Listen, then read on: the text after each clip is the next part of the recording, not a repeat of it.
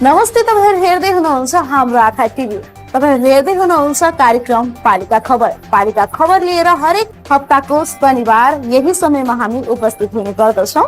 कार्यक्रम सञ्चालिका म भावना पाण्डे।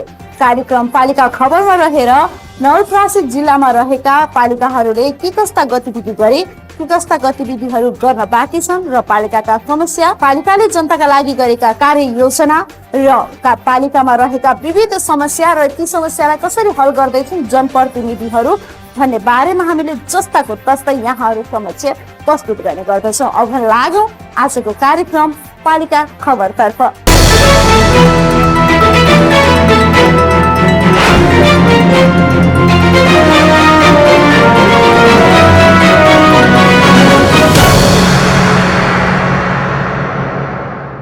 बर्दघाट नगरपालिकाले नगरभित्रका कृषकहरूद्वारा उत्पादित कृषि उपज सामग्रीको खरिद तथा बिक्री वितरण गर्न कृषि उपज खरिद बिक्री केन्द्र सञ्चालनमा ल्याएको छ।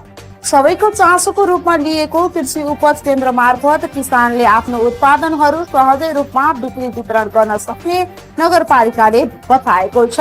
नेपाल कृषि प्रधान मुलुकको रूपमा चिनिए पनि कृषकले उत्पादन गरेका उपजहरूको सहज बजारीकरण नहुँदा र कृषि क्षेत्रमा ठूलो सम्भावना रहे पनि उचित नीति अभावमा बजार र मूल्यको सुनिश्चितता नहुँदा किसानका उत्पादन बाहिरीमै कुहिएका तीतो यथार्थ रहेका छन्। कयौं पटक पसिनाको मूल्य नपाउँदा किसान आन्दोलित हुनु परेको छ। केही स्थानीय तहहरूले अहिले स्थानीय उत्पादन र यसको सहज बजारीकरणका लागि कोसेली घर अर्थात् तरकारी संकलन केन्द्र सञ्चालनमा समेत ल्याउन थालेका छन्। यसैबीच बर्दघाट नगरपालिकाले किसानहरूले उत्पादन गरेका कृषि उपजको सहज बजारीकरणका लागि संकलन तथा बिक्री केन्द्रको स्थापना गरी सञ्चालनमा ल्याएको छ। बर्दघाट नगरपालिका कृषि क्षेत्रको ठूलो सम्भावना बोकेको क्षेत्र भएकाले किसानबाट उत्पादित अन्न तथा तरकारीहरूको सहज बिक्री होस् भन्ने उद्देश्यले उपज केन्द्रको स्थापना गरिएको नगरले जनाएको छ। किसानको पसिनामा बिचौलियाको रजगजले उचित मूल्य नपाउने हुँदा किसानको मर्मलाई बुझेर हामीले यो केन्द्र सञ्चालनमा ल्याएका हौं, नगर प्रमुख श्रेष्ठले भन्नुभयो। बिचौलियाहरूले धेरै मुनाफा गरेर उत्पादन गर्नेले सही मूल्य नपाउने, उपभोक्ताहरूले अत्याधिक मूल्य तिर्न पर्ने भएको हुँदा यो बिचौलियाहरूलाई न्यूनीकरण गर्नको लागि बर्दघाट नगरपालिकाले यो कृषि उपज सङ्कलन तथा बिक्री केन्द्र खोलेर सबै किसानहरूलाई, सबै उपभोक्ताहरूलाई सही मूल्यमा आफ्नो उत्पादन गरेको कृषि उपजहरू सङ्कलन गर्नको लागि ग्रामीण क्षेत्रमा कृषिमा नै आधारित रहेर जीविकोपार्जन गर्ने किसानलाई यसले व्यवसायिक खेतीतर्फ आकर्षित गर्ने नगरको विश्वास रहेको छ। कृषि क्षेत्रको विकास बिना नगर समृद्ध नहुनेमा नगर प्रमुख श्रेष्ठको जोड रहेको थियो। कृषकहरूका लागि मल बिउ बिजनको समेत उचित प्रबन्ध मिलाइरहेको नगर प्रमुख श्रेष्ठले बताउनु भयो। किसानहरूलाई प्राथमिकतामा राखेर यो उत्पादन हरेक चिजको उत्पादन बढाउन सकेनौँ भने हामीले अरू अन्य कार्यक्रमबाट हामी अगाडि बढ्न सक्दैनौँ। त्यस कारणले हामीले अहिले किसानलाई बिउ मलमा पनि केही राहतका कुराहरू दिइराखेका छौँ। बर्दघाट नगरपालिकाका विभिन्न वडाहरूलाई विविध बालीको कृषि पकड क्षेत्र घोषणा गरिए पनि उचित बजारीकरणको अभावमा किसानका उपज खेर जाने अवस्था रहेको थियो भने लगानी समेत डुब्ने अवस्था रहेको छ। नगरपालिकाले कृषि उपज सङ्कलन तथा बिक्री केन्द्र स्थापना गरेपछि किसान उत्साहित बनेका छन्। नगरले ढिलै भए पनि राम्रो कामको सुरुवात गरेको छ। मूलत समयमै बिउ बिजनको प्रबन्ध गरिदिए यसले सार्थकता पाउने बताउनुहुन्छ बर्दघाट 12 का कृषक हुमानन्द पन्थ। नगरपालिकाले ढिलो भए पनि विस्तार गरेको छ। कृषकहरूलाई राम्रो बिउ र राम्रो उपचार गर्नलाई दबाईहरू, राम्रा दबाईहरू भयो भने यो लक्ष्य पुरा होला। बिउमा जो ठगियो कृषक भने कुनै विकल्पै छैन, सबभन्दा मेन कुरो बिउ हो। 16 वटा वडा रहेको बर्दघाट नगरपालिकाको वडा नम्बर 13 लाई मकै बाली पकड क्षेत्र र वडा नम्बर 14 लाई तरकारी पकड क्षेत्रको रूपमा घोषणा गरिएको छ। तर सङ्कलन र बिक्री केन्द्रको अभावमा बजारीकरणको समस्याले उचित मूल्य पाउनु पर्ने र बजारीकरणको व्यवस्था गरिदिन माग गर्दै किसानहरू आन्दोलित हुने गरेका थिए। मूलतः भारतीय तरकारीको आयातले नेपाली किसानका उत्पादनले बजार नपाएको अवस्था देखिएको छ भने सिँचाइको उचित प्रबन्ध नहुँदा बेमौसमी तरकारी खेती गर्न चाहने कृषकहरूलाई व्यावसायिक कृषितर्फ आकर्षित गर्न सकेको छैन। त्यसैले नगरले सञ्चालन गरेको बिक्री केन्द्रमा भारतीय तरकारीले बजार पाएर स्थानीय उत्पादन पुनः निरुत्साहित हुने अवस्था आएमा उपज केन्द्र दीर्घकालीन रूपमा सफल नहुने भनाइ छ सहकारी कर्मी एवं कृषक पूर्ण प्रसाद तिमल सिन्हाको। नगरपालिकाले आफ्नो कार्यक्रमभित्र राखेको यो कृषि उपजको बजार व्यवस्थापन गर्ने प्रक्रियाको सुरुवातको रूपमा चाहिँ ल्याएको छ।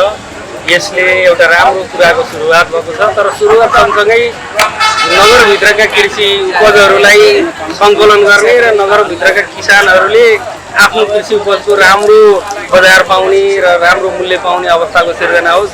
यो न कि यसले चाहिँ बाहिरी क्षेत्रका चाहिँ तरकारीहरू लिएर आएर तरकारी उत्पादन गर्ने र के अरे तरकारी बेच्ने चाहिँ तरकारी बजार जस्तो होइन कि यस क्षेत्रका किसानहरूको कृषि उपज चाहिँ बिक्री गर्ने एउटा राम्रो चाहिँ थलो बनोस्। पर्दाघाट नगरपालिकाको उपप्रमुख रुद्रप्रकाश उपाध्यायले नगरले सञ्चालन गरेको कृषि उपज तथा सङ्कलन केन्द्रलाई यहाँका महिला तथा कृषि सहकारीका उत्पादन समिति भित्रै कोसेली घरका रूपमा विकास गरिने उल्लेख गर्नुभयो। हामीले यसलाई कृषि उपज सङ्कलन तथा बिक्री केन्द्र मात्रै होइन, यो क्षेत्रका महिलाहरूले, यो क्षेत्रका महिला समूहहरूले, यो क्षेत्रका सहकारीहरूले उत्पादन गरेका सामानहरूको समेत एउटा कोसेली घरको रूपमा यसको विकास गर्ने गरी, यसको व्यवस्थापन गर्ने गरी यसको सोच बनाएको कुरा पनि म यहाँहरूको बिचमा राख्न चाहन्छु। सबै स्थानीय तहहरूले किसानका स्थानीय उत्पादनको बजारीकरणको व्यवस्था मिलाई कृषिबाटै आत्मनिर्भर हुने अवस्थाको सिर्जना हुनुपर्नेमा सरकारवालाहरूको जोड रहेको थियो। पर्पापुर गाउँपालिकाको आयोजनामा 1 वर्षभित्र भएका कार्यक्रम र भावी योजनाबारे पर्पापुर गाउँपालिकाले पत्रकार सम्मेलन गरी जानकारी गराएको छ। पत्रकार सम्मेलनमा गाउँपालिका अध्यक्ष उमेश चन्द्र यादवले विकास निर्माण तथा पर्पापुर गाउँपालिकाका समस्याका बारे सबैलाई जानकारी गराउनु भएको छ भने उपाध्यक्ष मानकुमारी चौधरीले न्यायिक समस्याका बारेमा जानकारी दिनुभएको छ। हालसम्म मुख्य रूपमा 87.55 वर्ग किलोमिटर क्षेत्रफल, कच्ची पक्की ढुले गल्ली समेत साना ठुला गरी 84 किलोमिटर सडक सञ्जाल, 9वटा स्वास्थ्य संस्था, 9वटा वडा, 31वटा सामुदायिक धार्मिक विद्यालय, 83वटा टोल, 96% कृषि भूमि, 38% गरिबी,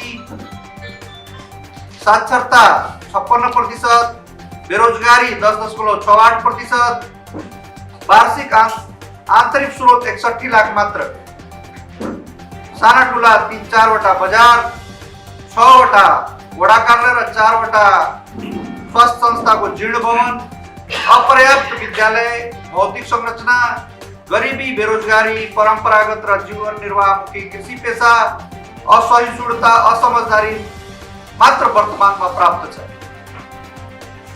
यस्ता स्वतः प्राप्त उपलब्धिलाई सन्तोष मान्न सकिँदैन। व्यक्तिगत लडाइँले आफ्नैले घर आगो लगायो भन्ने के हुन्छ? त्यसर्थ संस्थालाई हानि पुर्याउने काम गर्दा इतिहासले के भन्ला? यति हुँदाहुँदै पनि हामी बारम्बार पुरानो इतिहासको गल्ती दोहोऱ्याउने क्रममा उद्धित छौँ। अब यसलाई व्यापक परिवर्तन र विकास गर्न एकताको खाँचो रहेको छ। मूलभूत घटनाक्रमहरू माथि विषयहरूमा स्तरोन्नति गर्दै नयाँ विकास थप्न र थप दीर्घकालीन विकास गर्न यो 10 महिनामा ध्याय मुख्य घटनाहरू भएका छन्। यस पालिकामा कार्यरत कर्मचारी 53 जना रहेकोमा स्थायी कर्मचारी माग गरिएको छ तथा छिटै पदपूर्ति हुनेछ। प्रदेश लोकसेवामा जम्मा 30 जना कर्मचारीको माग आकृति पठाइएको छ।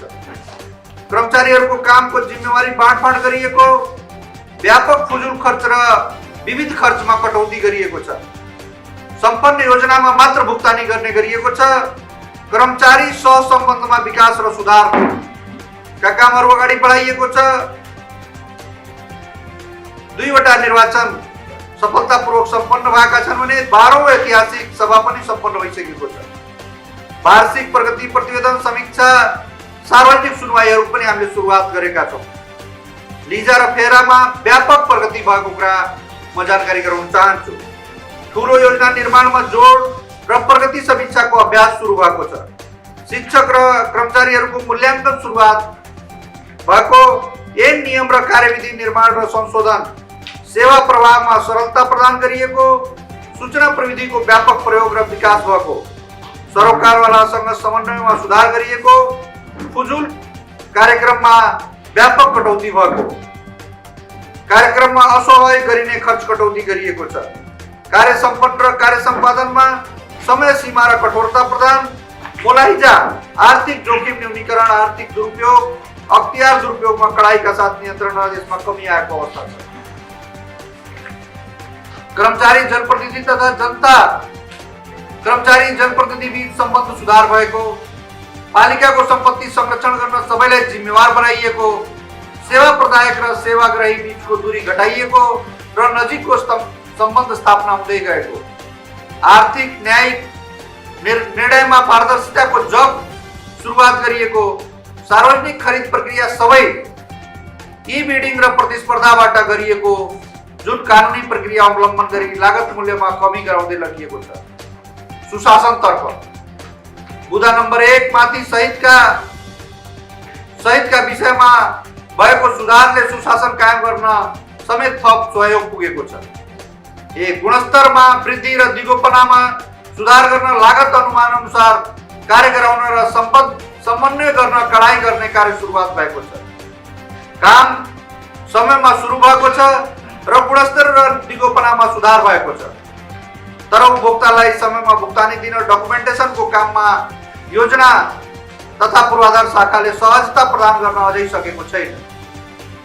कार्यालयमै नास्ता, सभा हल निर्माणमा काम छल्नेलाई हतोत्साहित, काम गर्नेलाई धन्यवाद, समय पालना, सम्पूर्ण काम विद्युतीय प्रणालीबाट सम्पन्न गर्ने, साथै सरकारी निकायमा सीसीटीभीबाट निगरानी प्रणालीको सुरु, दैनिक विद्युतीय हाजिरी र निरीक्षण कार्य, प्रतिवेदन तयारी गर्ने, सार्वजनिक सुनवाई, समीक्षा, तालिम तथा सुशासनका साना कामबाटै सुधारको कार्य अगाडि बढाइएको छ। तथापि यसले पालिकालाई दीर्घकालीन फाइदा पुग्ने नै छ। आन्तरिक नियन्त्रण प्रणालीतर्फ कार्यालय स्वास्थ्य शिक्षामा अलेपा आन्तरिक लेखा परीक्षण गर्ने काम सुरुवात भएको छ। अब समयमा लेखा परीक्षण हुनुपर्दछ भन्ने मान्यतालाई स्थापित गर्दै गइरहेका छौँ। लेखा र भुक्तानीमा सहज तुल्याई लेखा अभिलेख सुधार भएको छ। तर जनतालाई कसरी भुक्तानी हुन्छ, कति समयमा हुन्छ, के प्रक्रिया र डकुमेन्ट आवश्यक हुन्छ भन्ने कुरा शाखा चुकेको छ र सुधारको आवश्यकता हामीले महसुस गरेका छौँ। शिक्षामा के सम्पूर्ण प्रक्रिया सुधार गर्न दीर्घकालीन योजना चाहिन्छ, त्यो सुरुवात भएको छ। शिक्षा शाखामा र विद्यालयमा समेत एउटै व्यक्तिबाट कार्य सम्पादन भएकोले नियमन प्रणाली कमजोर देखियो। शिक्षामा मूल्याङ्कन गर्ने परिपाटी सुरु भएको छ। तथापि यसलाई आत्मसात गर्न सम्बन्धित कर्मचारी आनाकानी गरेको अवस्था देखिएको छ। कृषि र पशुमा थुप्रै कृषकलाई अनुदान र सामग्री उपलब्ध गराइएको छ। अब पहिला जस्तो पशु र कृषि शाखा अपारदर्शी हुनु हुँदैन।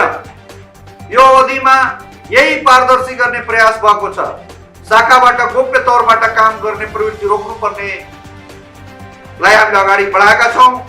प्रतापपुरको स्वास्थ्य सेवा सुधार उन्मुख छ र अन्य शाखाको तुलनामा स्वास्थ्य सेवाको निरन्तरता अभिलेख जिम्मेवारी बोधका साथ विकास भएको छ।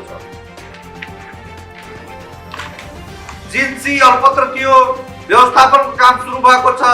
लिलाम मिना र अभिलेखको काम समयमा खरिद, सोको परिमाणमा खरिद नगर्ने, पारदर्शी गर्ने काम सुरु भएको छ। खरिद योजनाको पहिलो वर्ष हो। यो समयमा जिन्सी पारदर्शिता कायम भएको छ। म आउँदा सूचना प्रविधिमा प्रतापपुर शून्य थियो।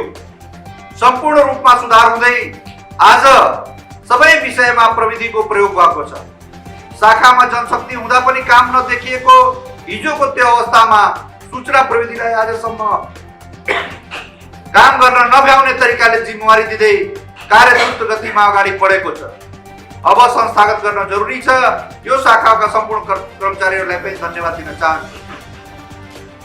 गैर सरकारी संस्थालाई नियन्त्रण गरिएको छ। जुनसुकै काम स्वीकार नगर्ने चलन सुरु गरिएको छ। गाउँपालिकालाई काम लाग्ने काममा संलग्न गराइएको छ। उद्यम र रोजगार कार्यक्रममा खर्च गर्ने प्रवृत्तिमा मात्र सीमित थियो। हाल कार्यक्रम उपलब्धि र प्रतिफल हेर्ने गरी सञ्चालन गर्ने गरी सुधार भएको छ। न्यायिक कार्य गर्ने जनशक्ति सुधार गर्न सकिएन। हाल 5 वर्षसम्म काम गर्दा पनि त्यसमा रहेको जनशक्ति, कर्मचारीको ज्ञान, व्यक्तिगत व्यवहारमा कतै कुनै सुधार हुन सकेको छैन। यसमा व्यापक परिवर्तन गरी अभिलेखलाई ध्यान दिनुपर्ने छ। निवेदनहरू आउने अब योभन्दा पहिलाको कार्यकालको अध्यक्ष उपाध्यक्षले चलाएकोले गर्दा पनि गाह्रो भएको थियो उहाँलाई। अहिले एकदम धेरै हुने, हाम्रो कर्मचारी पनि साथ नदिएरै होला मैले महसुस गरेँ। त्यसपछि काम पनि एकदम धेरै, त्यो काम सायद फाटा उहाँहरू जनताले के महसुस गर्नुभयो भने हामी निवेदन दिँदा पनि धेरै ढिलाइ गर्दा रहेछन्, पालिका चाहिँ नजाम भनेर उहाँको महसुस होला, त्यो मैले मान्छु। त्यो त्यसपछि मैले आफ्नै महसुस गरेँ हाम्रो अब कहाँबाट कसरी भइरहेको छ भने यो 1 वर्षमा मैले धेरै यसलाई कसरी मेन्टेन गर्न सक्थेँ भन्दाखेरि बिस्तारै अहिले एकदम भनौँ न निवेदन पनि आइरहेको छ, मिलाइरहेको छ, फेरि छलफल चलाइरहेको छ। त्यसपछि अब त्यसमा पनि धेरै जस्तो जग्गा विवाद आउँछ, त्यो नापेर यताउता गरेर हामी मिलाइरहेको छ, मिलिराख्नु पर्नेछ। अहिले जहाँ पनि जाँदा वडा दक्षिण पनि यही हुनुहुन्छ सदस्य, जहाँ पनि जाँदा पनि कार्यक्रममा मैले दिदीबहिनीसँग विशेष ल हजुरहरू आउनुहोस् गाउँपालिका न्याय सेवीमा आउनुहोस्, तपाईँको के छ समस्या छ भने आउनुहोस्, मैले चाहिँ त्यहाँ न्याय दिलाउने काम गर्छु। रामग्राम नगरपालिकामा नगर प्रमुख धनपत यादव सहित जनप्रतिनिधिले पदभार ग्रहण गरेको ठिक 1 वर्ष पूरा भएको छ। 1 वर्षको अवधिमा आफूहरूले सीमित स्रोत साधनको परिचालन गर्दै नगरमा केही महत्वपूर्ण कामको सुरुवात गर्दै जनताको सच्चा सारथी बन्ने कोसिस गरिराखेको जानकारी सहित आफूहरू आए पश्चात गरिएका कार्यहरूको वृत्तचित्र तयार गरेको छ।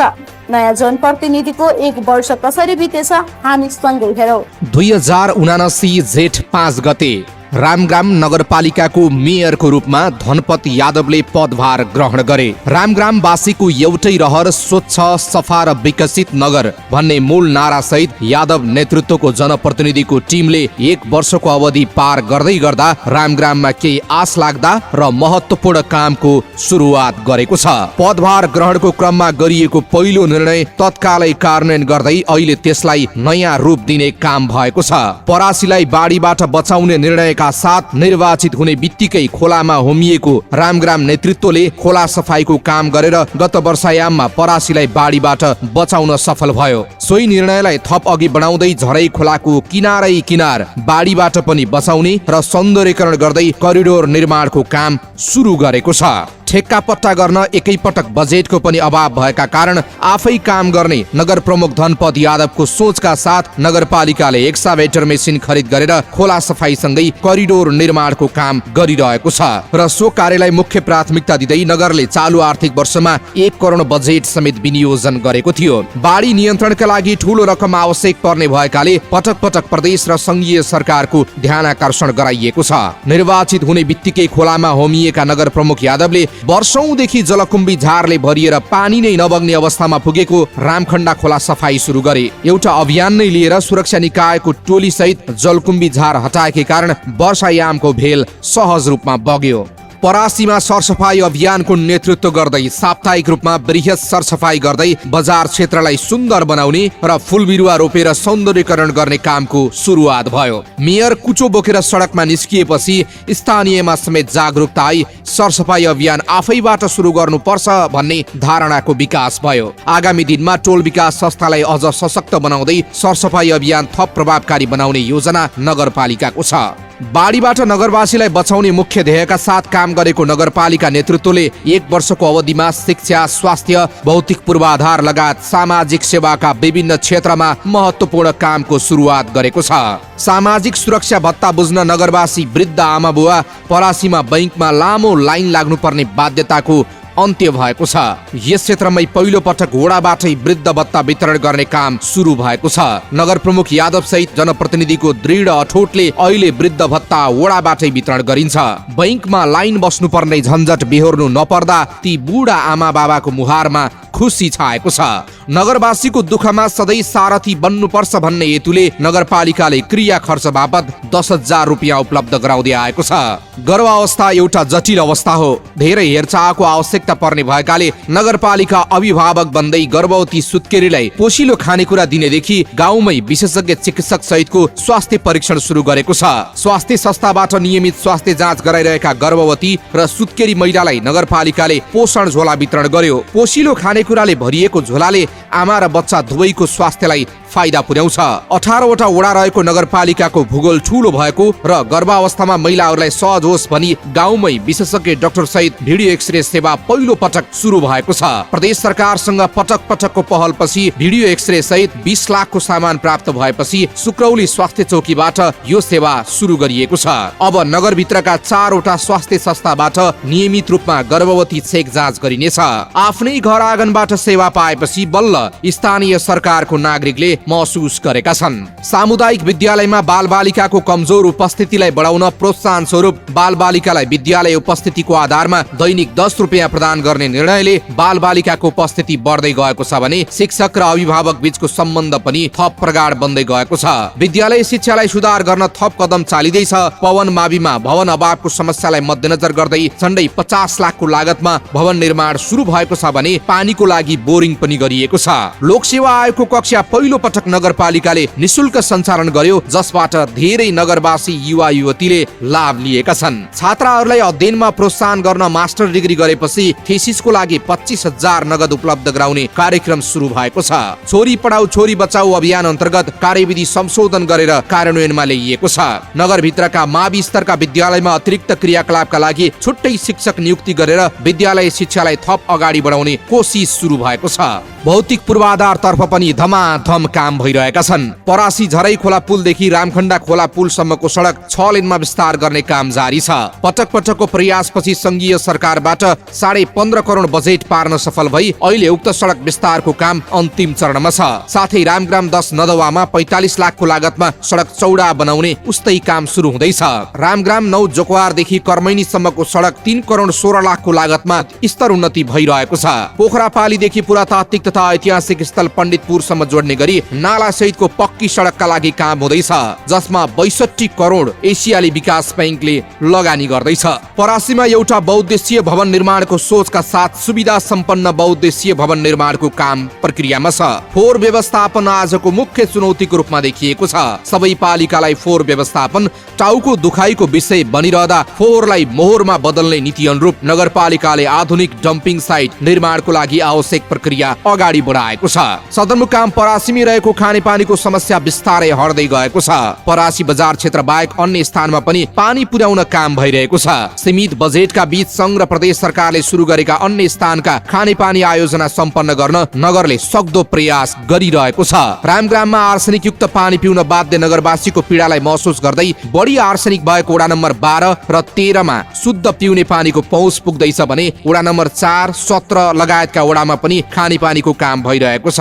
शान्तिका अग्रदूत गौतम बुद्धको एकमात्र सिङ्गो अस्तु धातु रहेको रामग्राम स्तूपको विकास हुन नसक्नु दुखद पक्ष भएको बुझेर मेयर यादव पटक पटक संघीय सरकारको ढोका ढकढक्याउन पुगेका छन्। रामग्राम स्तूपको गुरुयोजना कार्यान्वयन भए यस क्षेत्रको कायापलट हुन सक्ने बुझेर नगरपालिकाले पहिलो पटक बुद्ध जयन्तीमा रामग्राम स्तूप र पण्डितपुरको प्रवर्धनका लागि भव्य कार्यक्रमको आयोजना गर्यो। कोलीय गणराज्यको राजधानी पण्डितपुरदेखि रामग्राम स्तूपसम्म पहिलो पटक धातु यात्रा सम्पन्न भयो। रामग्राम स्तूपमा आयोजित कार्यक्रममा प्रधानमन्त्री पुष्पकमल दाहाल प्रचण्ड प्रमुख अतिथिको रूपमा उपस्थित भई रामग्राम स्तूपको गुरुयोजना कार्यान्वयन गर्ने प्रतिबद्धता व्यक्त गर्नुभयो। यो रामग्राम स्तूप प्रवर्धन र विकासका लागि महत्त्वपूर्ण पाइला हो। साथै नगरपालिकाले छुट्टै रामग्राम विकास कोष बनाउने काम पनि अगाडि बढाइसकेको छ। कृषि प्रणालीलाई सुदृढीकरण गर्न र किसानको सहयोगी बन्न नगरपालिका मार्फत पम्पसेट, मिनी टिलर, रोटाभेटर लगायतका कृषि उपकरण र बिउ बिजन तथा प्राङ्गारिक मल वितरण त निरन्तर जारी नै छ। पशु शिविर वडामै पुगेर सञ्चालन गर्दा किसानहरू लाभान्वित भएका छन्। नगरले नमुना खेतीको रूपमा विकास गर्ने नीति लिएर 2वटा वडामा ड्रागन फलको खेती सुरु भइसकेको छ।